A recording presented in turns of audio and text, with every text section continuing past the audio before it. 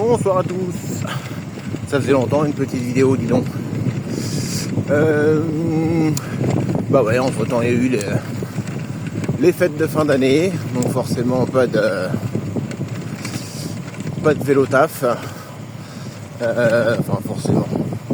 Au tout début j'aurais pu y aller en soi, mais il faisait des températures négatives le matin et à peine au-dessus de 0 l'après-midi.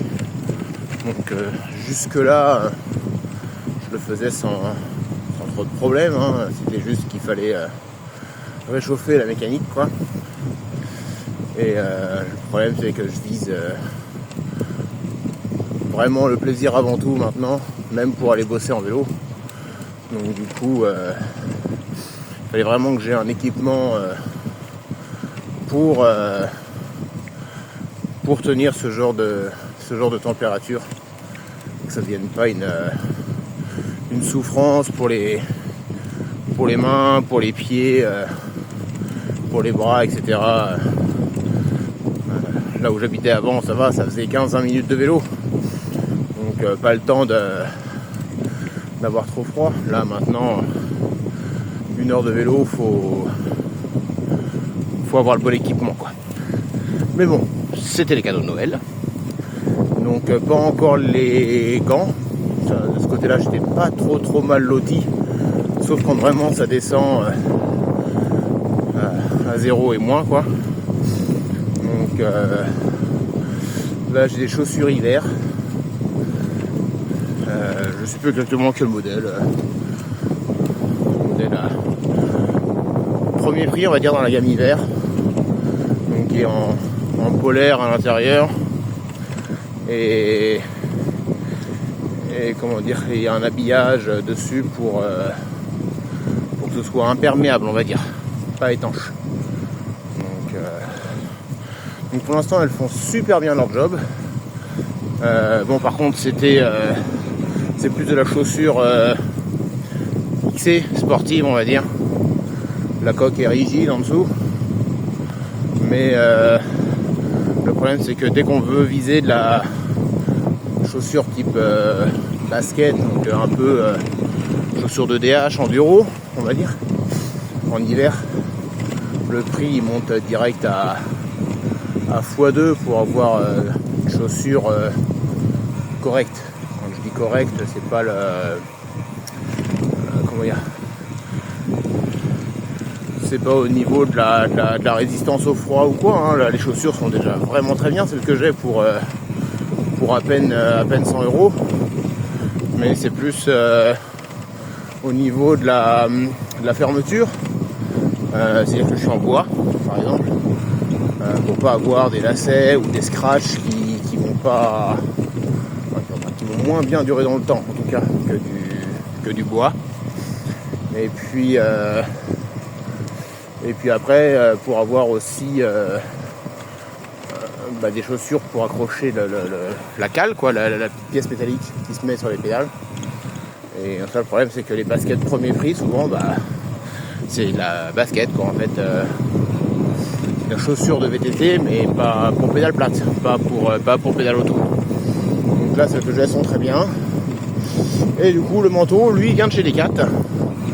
Donc c'est un modèle citadin. Bon, j'ai découvert une fois à l'avoir acheté que c'était un modèle féminin, donc qui était rangé en déstockage chez les hommes.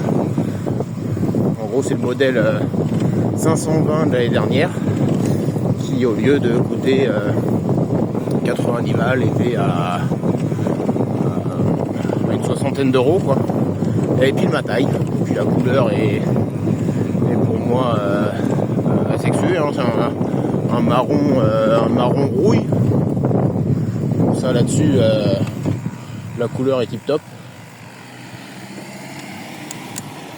Donc là après je suis en train de l'apprivoiser, parce que par exemple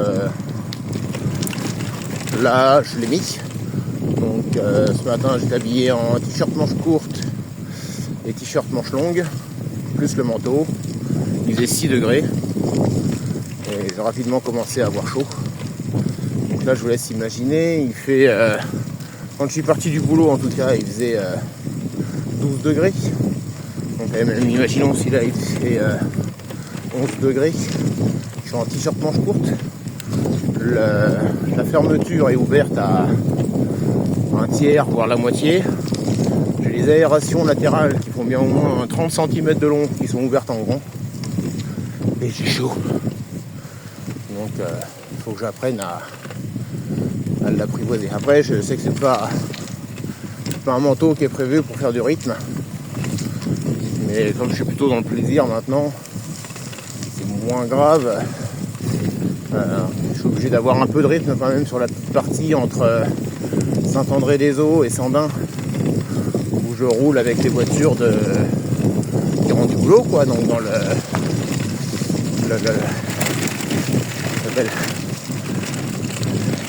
les bouchons de débauche. Et puis après le reste du parcours, là c'est plus je roule plus tranquille. Après j'ai encore ma transmission à changer. Ça attendra à la fin de l'hiver.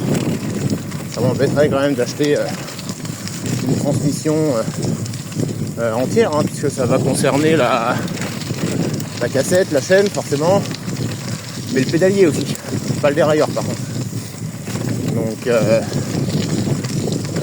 va y avoir pour un petit billet sympatoche encore, mais c'est surtout que là le pédalier de route compact que j'ai ne convient plus du tout à ma pratique et plus à mes jambes maintenant, quoi. Donc le 36-46 est beaucoup trop gros. Donc je vais viser un 32, 30, 32, 30 ce serait bien. Et en gros plateau, un 40. Ce serait bien d'avoir un 40, donc après ça dépendra de ce qui est dispo à ce moment-là. Et au pire je prendrai jusqu'à ce que j'ai un pédalier qui me convienne. La chaîne, j'ai déjà ça à la maison, c'est pas le problème. Et la cassette, je trouverai sans problème non plus. Donc voilà, en gros pour les news. S'il y a aussi le club. Là le week-end dernier, donc on a une famille je vais dire de 4, mais non de 5 qui sont venus. Hein. C'est un petit bambin, une petite fille de 15 mois qui est avec nous. Donc ils sont venus pour regarder l'association, ils sont très intéressés de pouvoir rouler. Mais les enfants ont déjà aussi poney l'après-midi, donc voilà, c'est des petites choses qu'il faudra que je regarde. Et puis je regardais aussi des espèces de feuilles en fait pour les personnes qui viendraient rouler exceptionnellement avec une petite contribution.